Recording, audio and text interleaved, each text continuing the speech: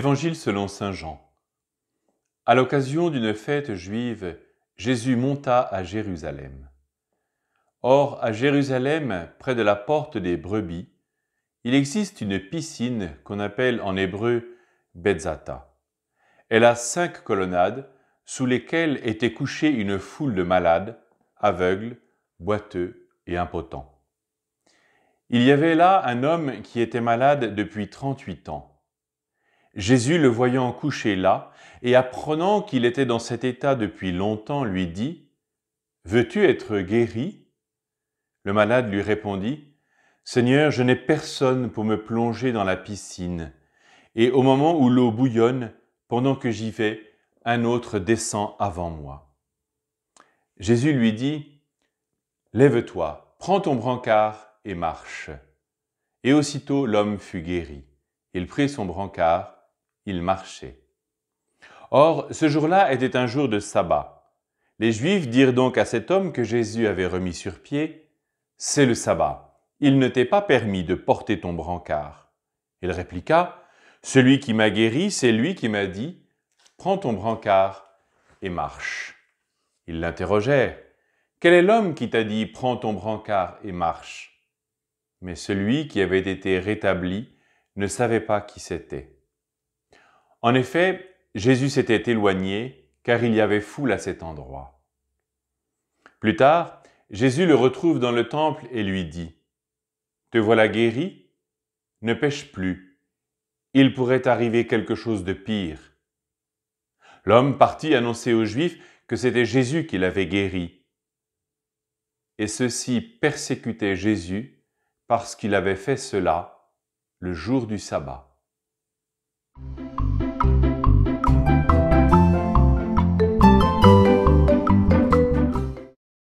Jésus entre dans un milieu où gît un grand nombre de malades. Il se rapproche d'un homme particulier, malade et paralysé depuis 38 ans. Jésus le regarde et Dieu lui dit, « Veux-tu guérir ?» Cet homme montre à Dieu combien il est paralysé, coincé, enfermé, confiné et surtout assoiffé de solidarité humaine. Voici ce qu'il dit en substance à Jésus. « Seigneur, je n'ai personne qui me jette dans la piscine quand l'eau s'agite. » En fait, cet infortuné, porteur d'une réponse très modérée, a pour principal objectif d'amener Jésus à le faire descendre dans la piscine, à le faire de lui redonner la santé du corps et peut-être de l'âme. Malheureusement, Dieu ne s'inscrit pas dans son petit projet. Dieu lui montre qu'il peut tout faire d'une parole. Et Dieu lui dit, « Lève-toi, prends ton lit et marche. » Mes frères et sœurs, ces paroles de Jésus sont si belles, si profondes. Elles sont si importantes pour nous aujourd'hui, dans la mesure où elles nous invitent à sortir de notre torpeur, de notre indolence. Elles nous invitent à faire des progrès dans les bonnes actions citoyennes et responsables. Porter son lit, c'est précisément être patient envers son prochain, qui est quelquefois plein de défauts qui nous énervent et qui nous agacent. Ce paralytique ne connaissait pas Jésus. Il s'est ouvert à l'inconnu et a fini par découvrir, derrière la figure de cet inconnu, la présence amoureuse de Dieu. Jésus a relevé cet homme malade et paralysé. Cet inconnu a trouvé grâce auprès de Dieu, alors même qu'il ne le connaissait pas.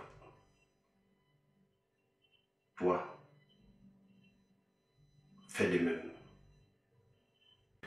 Il y a aussi dans ce passage que les pharisiens sont furieux de ce que Jésus a fait cette guérison le jour du sabbat. Et oui, le sabbat c'est le jour du repos. La loi doit être absolument respectée. Mais le Fils de l'homme est maître, lui, du sabbat. Et il sait combien, par cet acte, il révèle quelque chose de nouveau. Et si Jésus fait cette guérison le jour du sabbat, peut-être d'ailleurs qu'il ne pouvait la faire que le jour du sabbat, pour nous inviter, pour nous provoquer à la foi en la résurrection. Parce que, puisque nous nous préparons à la fête de Pâques, le mystère pascal, ce par quoi Dieu fait de la mort surgir la vie, il nous montre ainsi que tout ce qui est faible en nous, Dieu peut en faire surgir une force. C'est ce que dit saint Paul lorsqu'il s'exprime ainsi: « Ma force se déploie dans ta faiblesse. » Alors confions à Dieu, au Seigneur, toutes nos faiblesses, pour qu'il vienne les transformer, les faire grandir et nous permettre de les vivre avec moins de douleur possible, et peut-être même plus tard dans la joie du témoignage, comme cet homme rencontré dans le temple.